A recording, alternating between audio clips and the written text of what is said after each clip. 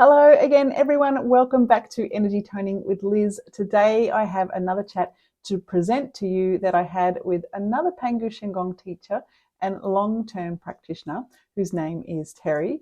And Terri is another person who regularly joins my Pangu Shengong Zoom practice at 6:45 a.m. and she lives in Sydney, Australia. We cover a broad range of topics in our chat where we talk about Terri's own healing experiences, from arthritis to a heart condition, plus her own daughter's recovery from asthma at a very young age, in addition to Terri's experience of helping others with their health with her healing skills. At the end, we also talk about the Pangu mythology and philosophy and how this comes into the practice. So I hope you will enjoy this interview as much as I did. So let's go back to the beginning. From when you first came across Pangu Shengong, what were the circumstances that led you to wanting to learn it? I just had my daughter, and first time I visited back in China, I think it's 5 years. So I really want something to help her with the asthma, because I didn't want to see her, had to use the nebulizer, and every time she had that asthma attack and the wheezing sound in her chest, it just affecting me. I couldn't relax. So I want to find something, and then so I went with that in my mind, and it just came. My old student, we chatted, and so after all those years, 5 years, and she said the second sentence she said to me, "I've learned Pangu Shengong." Very excited. What was that? So I just went, and Master Ou was still in China. So yes, that's how I learned. So she basically introduced you to it. Yeah.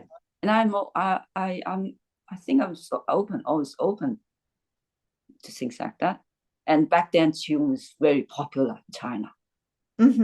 There's so many different types of Qigong, and people practice in the park and all that. Yeah. So Master Ou was still in China at that point. So how long are we talking here? My daughter's 31 now. And she was what? She would be 2-year-old. Wow, my son was just a baby. I went back. You don't look old enough to have a 31-year-old. Getting married this year too. Wow. She must have been having some good benefits to promote this Pangu Shengong to you. So what was the selling point to you? Came back home and she had a bad asthma. And so I had to take her to doctor. And doctor said, "Oh, you got to get this stronger medicine, add that in the nebulizer together." And all of a sudden, I thought, no more. I said, "You have to practice." I don't know how I had that determination, and I forced her to practice, because she learned too what I taught her. And that was maybe 4-year-old, 4 to 6. She cried, but after just one part, which is about a third of it, and she smiled. And then after the whole set, which is 15-20 minutes, and she said, "Mom, I'm hungry," because she had no appetite and didn't eat breakfast and all that. And so that's it, that we just practice and didn't use nebulizer or any medication. And after that, there's 3 more asthma attacks. And each time, just practice, no more medicine. The nebulizer, no anymore. So we just gave it away. Wow. So she's 4 years old, or 4, 5, 6. Something like that. Yeah. And she's you've somehow managed to convince her that this is a good thing to do. Yeah. Yeah, which is amazing, really, I for know, no, for that young. yes. But Also because I actually didn't practice much. Only if I don't feel well or they have something, then yeah, I'll use it. I'd use it. And it Mhm, just worked. mhm. And so she started to practice with you daily, or like No, no, no, what no, happened? no, actually, no. Neither of or none of us really practice. So I should say 20 for nearly 20, 26 years. For 20, maybe 4 years that I didn't really practice. Just if you have something, but and also if we had a group practice twice a month, then yes, I do couple 2 sets or something. Um, really, I didn't have a routine to practice, but just amazed every time I had something, and I practice and haven't seen doctor now for so many years and no medication. That's fantastic. Does I your know. daughter still practice Pangu No, Shengong? No. no, it's a How shame. long? How Mm, long do you think she practiced it when she was young, and that mm. has somehow cured her of her asthma? Yeah, yeah, yeah. How long was she practicing it for, roughly? Not really practice, really. But I when I was probably the first instructor in Australia, and when I taught, and I took my kids with me. So like my son was still in the bassinet, a baby, and they were just there. So the energy would do. Oh well, of course, when we practice, and yeah, you should practice a little bit. Mm-hmm. So Yeah, and yeah, she's still absorbing the energy. Just yes, yeah, yeah, I do kind of have this sense that if the mother is practicing, whether the child wants that same energy or not, they're still kind of absorbing it because the mother's doing it, because of that interconnected relationship yes, between mother and child. yes. Has that Uh, been your experience over the years, that the correct. more you Yes, do it, the better they especially do? my son. Oh, sorry, not that. Yes, my youngest son. So I was pregnant with him, and usually at the qigong saying that don't practice when you're pregnant or when you have heart disease. And I knew that Pangu Shengong with no limitation, no, yeah, this you can practice in any condition. So I still practiced. Um, yeah. So and my son was good, healthy, and especially kind. I think among the three, he's the nicest to me, to our other people. Mm-hmm. Yeah. Yeah. So you feel like there was a difference because when you were pregnant with your daughter, you hadn't heard of Pangu Shengong at that No. point, Mm. and yet with your son, it was a different experience. Um, so Yeah. you're seeing the difference between them from that perspective. Yes. I mean, I'm fascinated with this idea that at that point, neither of you were really practicing that much, but it Mm. still had such a profound healing experience Yeah. on you. Although because I didn't practice, and then there's some it's a bit, it's not so I should say I never ready for three kids. 1 to 3 is I did not plan. um, but and I hard to manage, and also maybe not back then. My husband then was not very nice to me, I should say. Um, so and he's kind of against qigong. Mm-hmm. Um, that affected me. Like I Mm-hmm. couldn't really practice. He didn't like it. Mm-hmm. Yeah, yeah. Mm-hmm. Mm. So you feel that it was hard to practice and really embrace Pangu Shengong because of the influence of your husband at that Mm. point.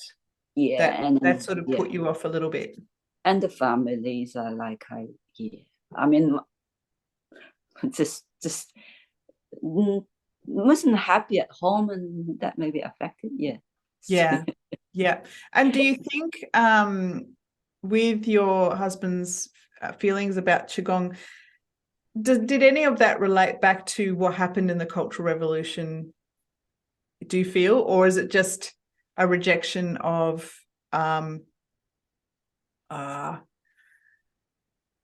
anything that wasn't materialistic? Yes. Qigong is from China, and it's the treasure. It's our ancient Chinese treasure.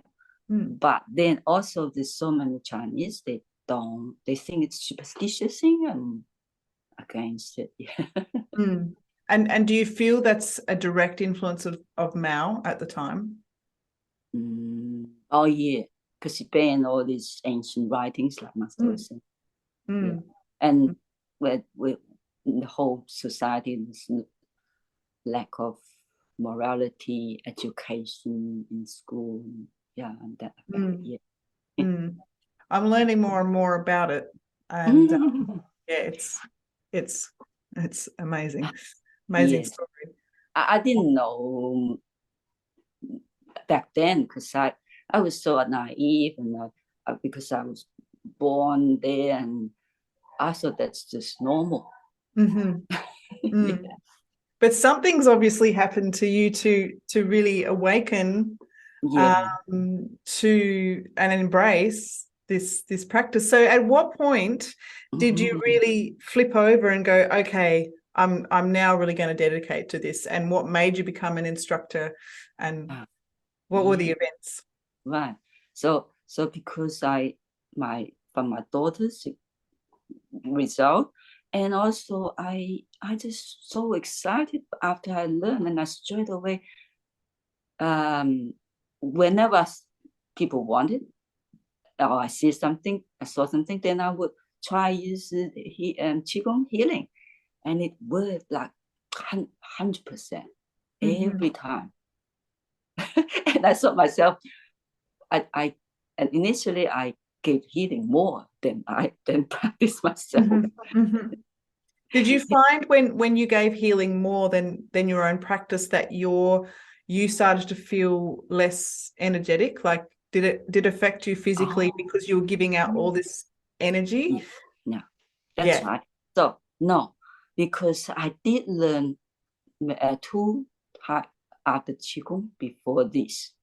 So when I was in China, I did, and so I knew a bit. And it's always this disadvantage that when you give healing, you could absorb the bad energy from people.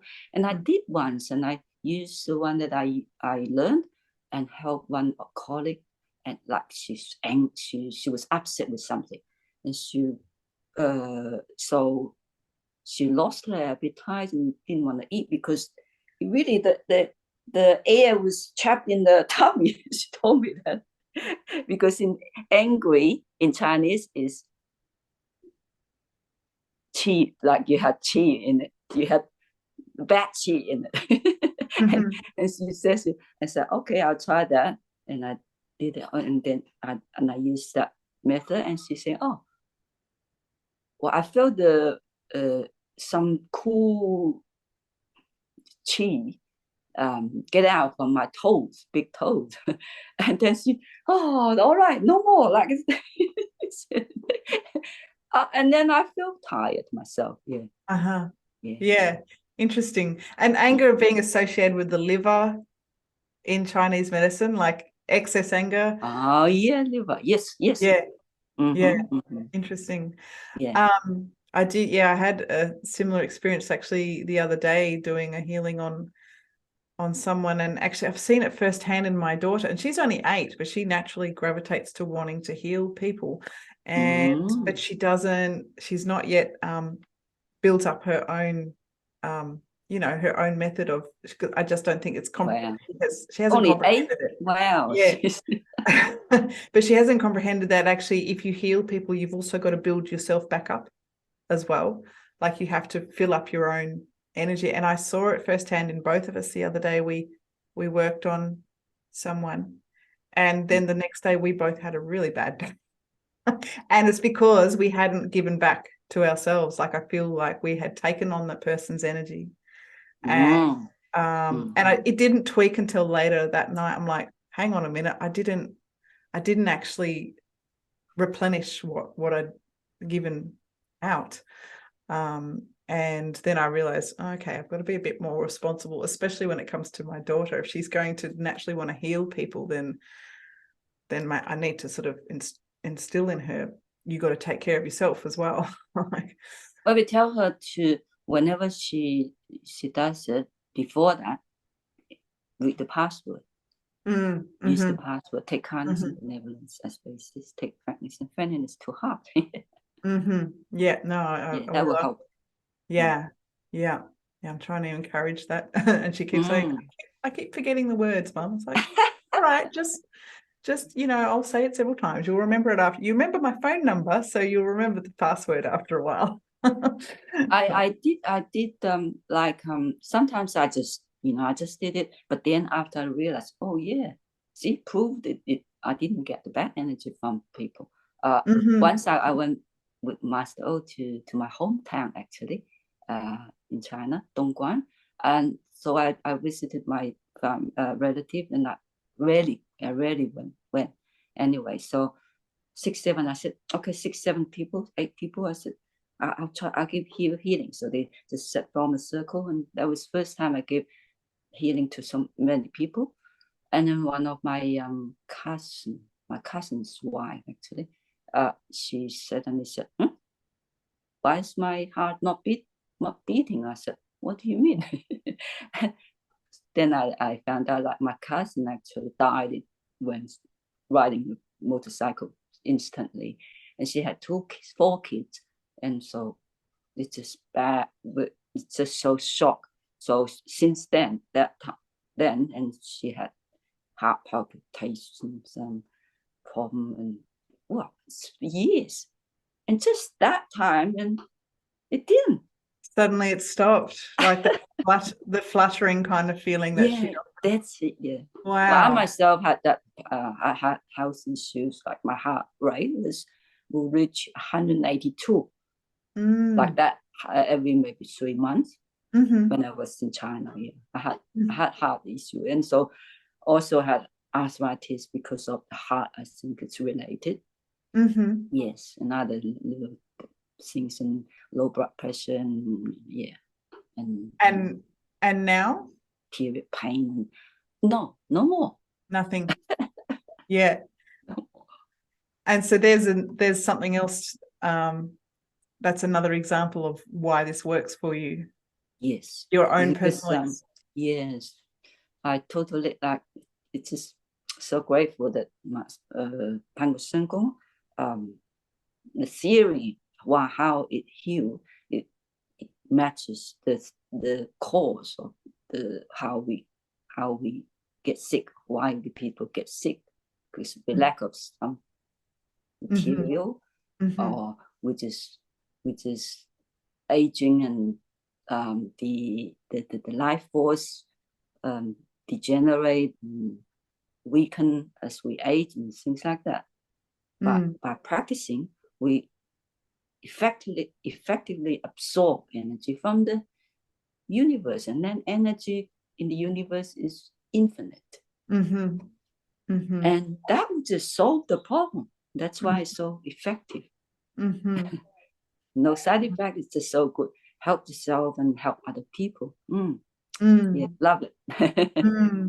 Beautiful. Yes.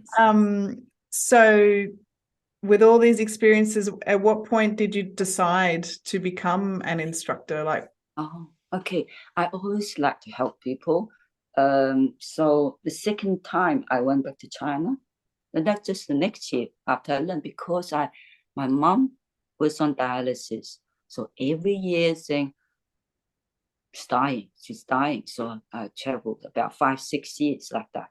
So the second year I went after I learned, and I asked Master Ou, could I teach? And Master Ou just straight away say yes. I guess not because I'm good enough. I was good enough, but in Australia, no one really. And so I became an instructor. But really dedicating to regular practice, it's thanks to the pandemic. Mm-hmm. Yeah. I think the pandemic has helped a lot of people's awakening. Yes. But well, actually, I left my work. It was just so stressful, and wasn't because of pandemic. I just want to dedicate more time because my health wasn't really good either, like my energy level and things. Mm-hmm. So I took my long service leave. Yeah, and then I left for 2 years. Mm-hmm. It's just after my boss asked me to come back and come, so I help a little bit now. So not much. So during those 2 years, that's when you dug even deeper into Pangu Shengong. Yeah, and then we started online practicing and organized with the using the app Woo meeting, which is similar to Zoom, the Chinese version. I think it's a product of Tencent. Yeah, I guess that the pandemic really, I mean, not that I think it's a good thing that everyone's online and we don't have as much human to human contact, but at least the pandemic opened up more connections like this, which I think is good for personal development and spirituality and healing and all Talking about that, back then when the restriction, I could only travel within 5Ks and things like that. You can't have anyone in your car or something like that. Yeah, that really helped because we can do online practice and just see if we're not so isolated. Yeah. Oh gosh, it was a crazy time. And I had faith in Pangu and Master Ou, Pangu Shengong. So I didn't have the jab. The whole family kind of actually criticized me a lot, and I took on quite a lot, and other people. Me too. Yes. So I didn't have the jab, but one lady called me because she contracted the virus, and she couldn't get up. It was so dizzy, and the other people around her also had COVID. So I went and helped her, and I didn't even have mask on. After they asked me to put it on, and so lucky that I didn't catch. So still, yeah, and all thanks to the practice. Because it strengthens our life force and immunity. That's everyone should do it. I just thought about once I had my family, and of course I didn't work much. I worked when they turned 1, I think. Yeah, I worked quite a bit, but because I have low income and I had with kids, and so I had a healthcare card, like all their lives, 30 years. Yeah. And I think I only used 2-3 times when they were little. When you had that and you had medicine and it's only very cheap or something like that. I didn't use it. So I thought if anyone can do this, we don't have a big Medicare bill. That's right. That's right. Yeah. Amazing. I loved your story of helping people with COVID. I mean that's a common thing we keep hearing in the community, isn't it? That people around them got COVID, and then that person who didn't get COVID, who practiced Pangu Shengong, goes to help all the people when they still didn't get COVID. One student had COVID, so in the evening, she felt that sick, and so she tested herself and positive. She practiced more. Next day in the morning, negative. So even though Wow. you contact it, so you don't need to worry. So yeah, you don't get scared of anything. It's just when you have contracted virus, or when you become ill, Master O saying it's all like it's a test your will. Test your will. So be strong, and you'll be right. You get better. Yes. Especially Yeah. with Pangu. Yeah. Mm. Love it. Yeah. What would be one, if someone was thinking about learning Pangu Shengong and they weren't really sure, they all thought it was a little bit woo-woo, what advice would you give them? Mm-hmm. This is just one like magical tool that you can use, then one day could save your life. So learn it. And I heard stories, people save their own life when they had a stroke. They couldn't even move their hands, but they could do non-moving, because Pangu Shengong has 3 forms. The moving form, which just rotate the sun and moon, and that's the way to absorb energy. So really, 2-year-old can do it. And 97, we have a 97 student in Sydney. Wow. He does it, so anyone can do it. That would save your life and other people's life, because it's so good that as soon as you learn, you can give healing. Mm-hmm. You don't use your energy. So I say I'm able to help someone, but really it's not my ability, because I use my Pangu Shengong's power, the energy from the universe, the love from the universe, or the love from the creator. Mm-hmm. So you're like a conduit. It's coming through you. Yes, and giving. Yeah.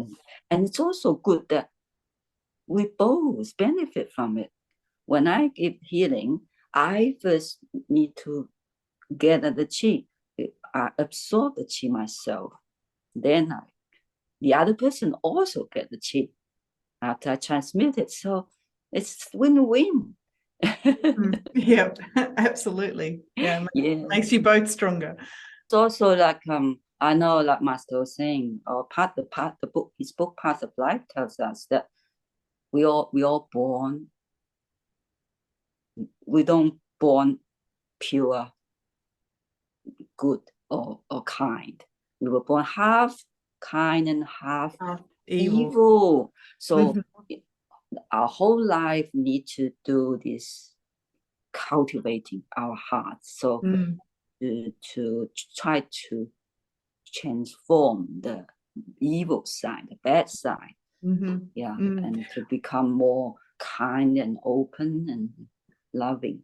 And not only then, it's actually logical.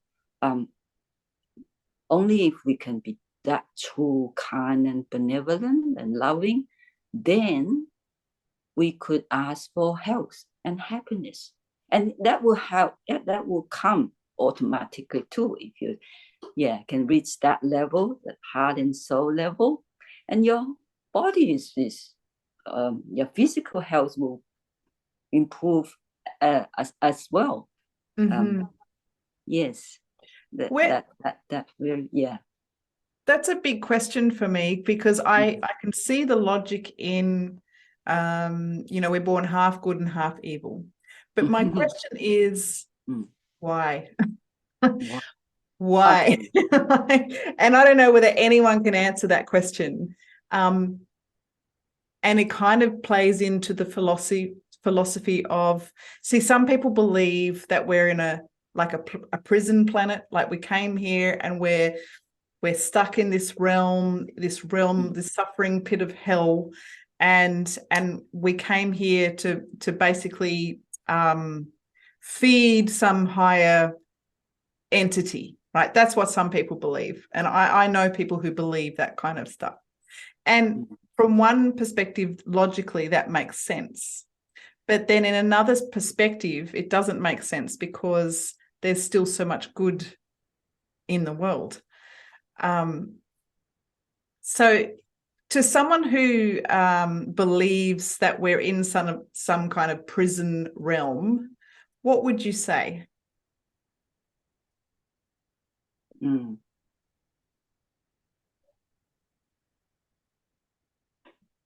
I know that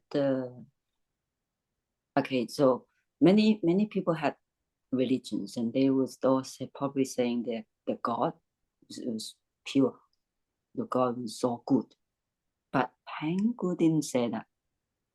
Well, this is it. This is China. The oldest myth in China is this Pangu open up heaven and earth. So that's what the Chinese in the ancient book will tell you that. And Pangu is not perfect. He's not perfect. He's half evil, half. Yeah, he had his good side and the evil side. And I guess he created us, and we were just like him. We are actually, I heard that we were just part of him. So